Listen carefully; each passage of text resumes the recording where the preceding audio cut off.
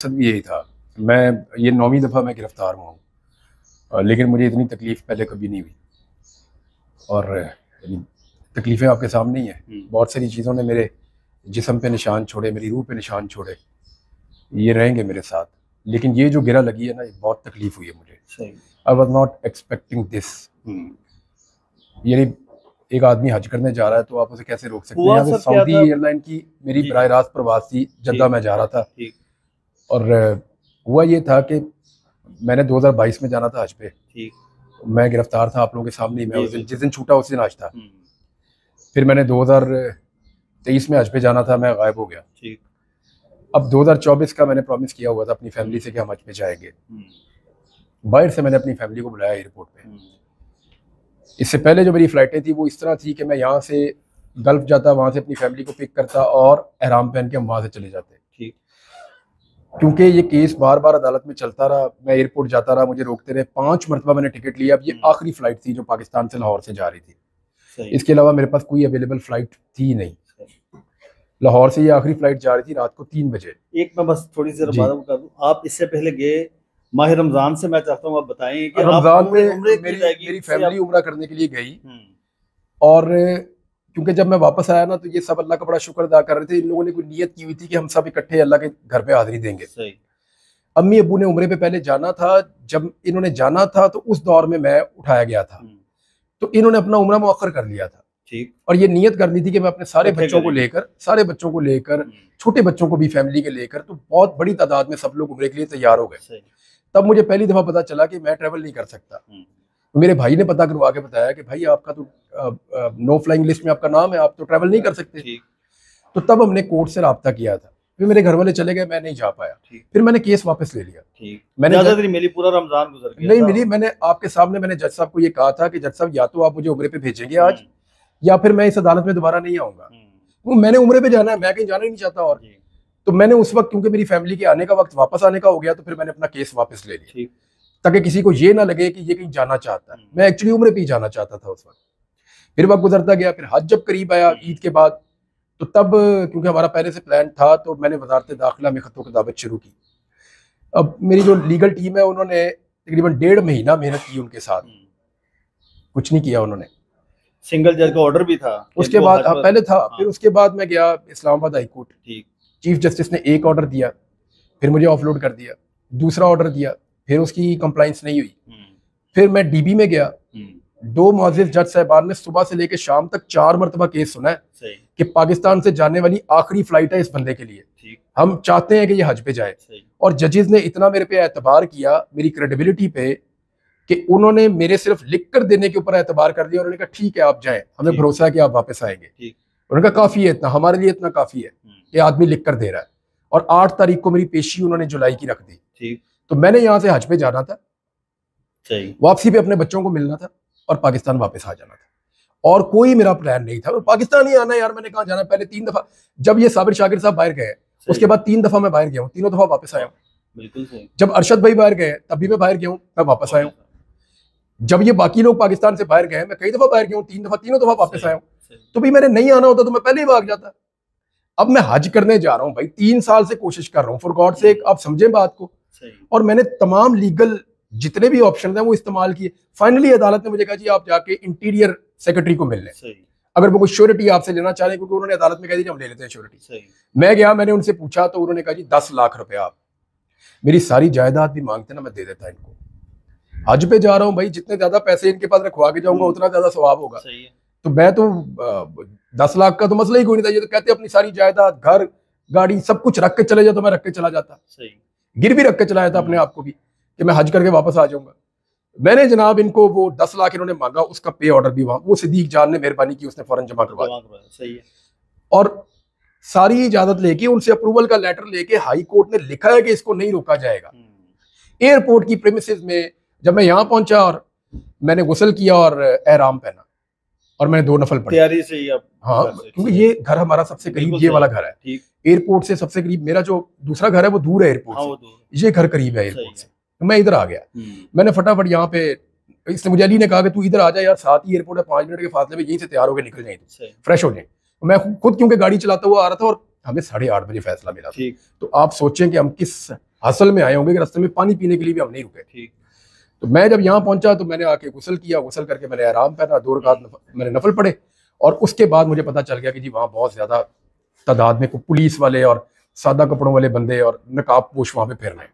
ठीक। बहुत बड़ी तादाद में। ये आपको पता चल गया था? यहाँ हमें पता चल गया, इन्फॉर्मेशन आ गई। सही है। यहाँ पता चल गया कि वो हर गाड़ी को चेक कर रहे हैं, तंग कर रहे हैं। जो लोग पहले मुझे छोड़ने के लिए वहां पहुंचे ना मेरी फैमिली के, तो उन्होंने देख लिया, क्योंकि मेरी फैमिली बाहर से भी आ गई थी। ठीक। वो भी बाहर से आ गए थे और वो भी देख रहे थे कि ये एयरपोर्ट पे क्या हो रहा है, कि ये तो नॉर्मल एयरपोर्ट नहीं है। फिर भी हम वहां चले गए। एयरपोर्ट के पास जाके अली ने गाड़ी रोकी और इसने कहा कि Imran I need your final call. वो सामने देख क्या सूरत हाल है, वो तो बिल्कुल पागलों की तरह हर गाड़ी के साथ चिपके हुए हैं लोग और इस तरह। तो देन आई सेड कि यार यहाँ से वापस नहीं जा सकते, मैंने आराम पहना हुआ है और मुझे पूरा यकीन था ये मुझे रोकेंगे, थोड़ा सा तंग करेंगे और ये कहेंगे जी हम हज पे जाते हुए आदमी को नहीं रोक सकते, आप चले जाए। खुदा की कसम मुझे ऐसे लगता था।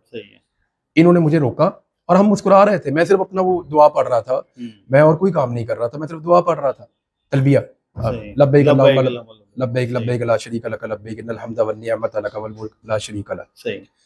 तो मैं तो दुआ पढ़ रहा था, मैं तो जा रहा था हज पे। तो इन्होंने वहां पे सादा कपड़ों में आके बंदों ने घेर के गाड़ी रोक ली।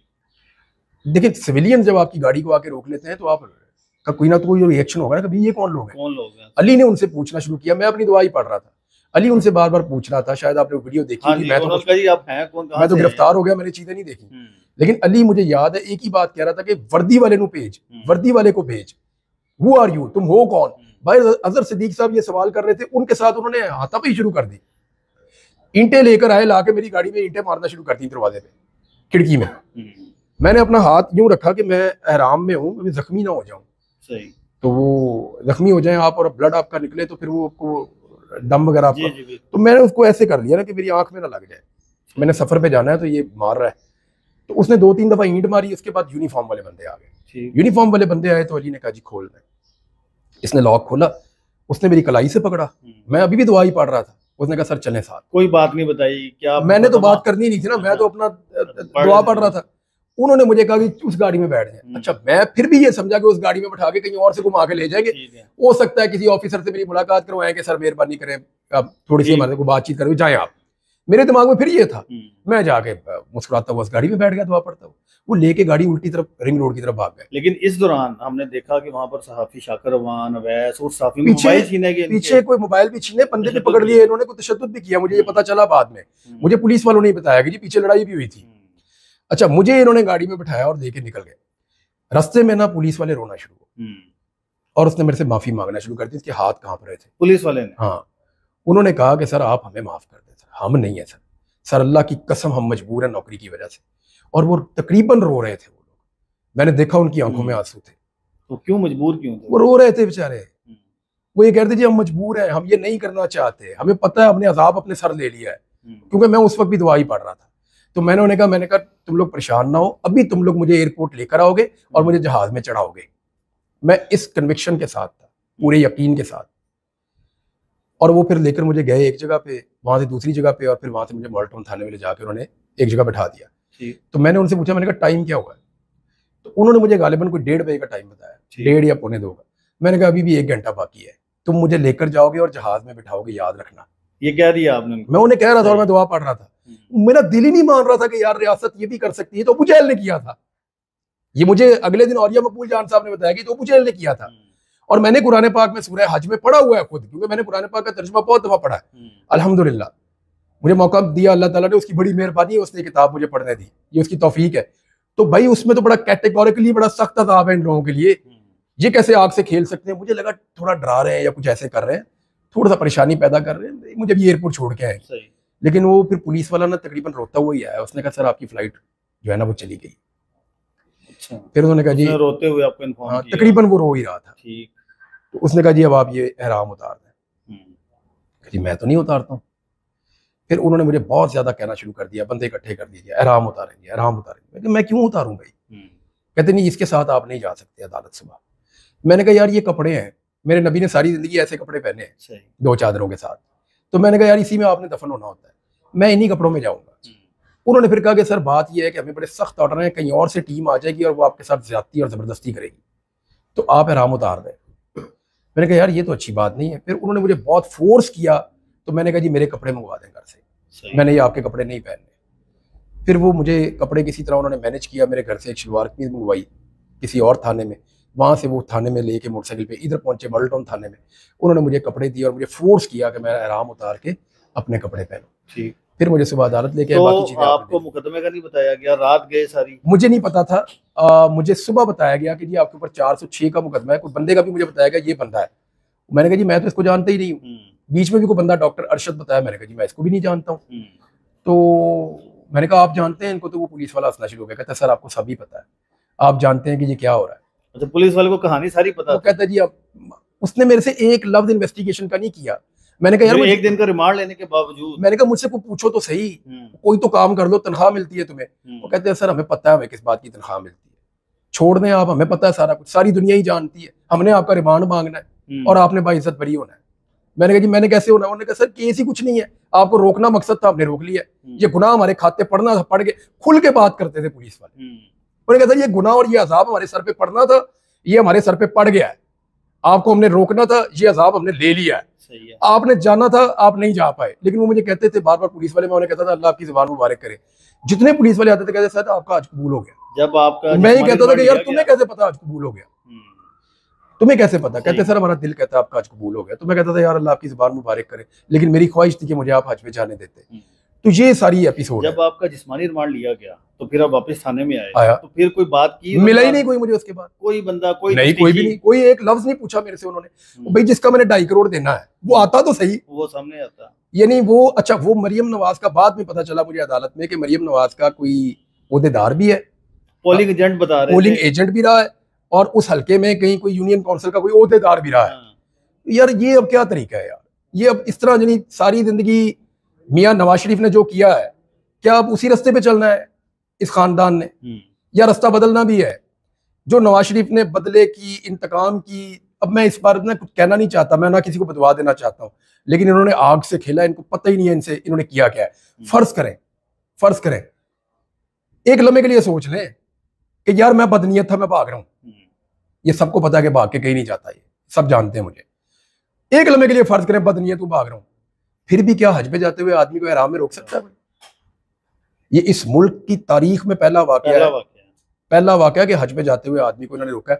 तो ये जब मुझे नहीं समझ आई। मुकदमे से इस मुकदमे से डिस्चार्ज किया गया, फिर दूसरे मुकदमे में पकड़ लिया गया और वो कहते जी वहां कोई झगड़ा हुआ और हमने कोई लड़ाई की है एयरपोर्ट पर। मैंने जाके जज साहब को बताया, मैंने कहा जी एहराम में मैं हूँ, एहराम में तो आप ऊंची नहीं बोल सकते, आप किसी को ऐसे पुश नहीं कर सकते, आप किसी को गाली नहीं दे सकते, तो ये मुकदमा किस बात का है? वो जज साहब भी हैरान हो रहे थे।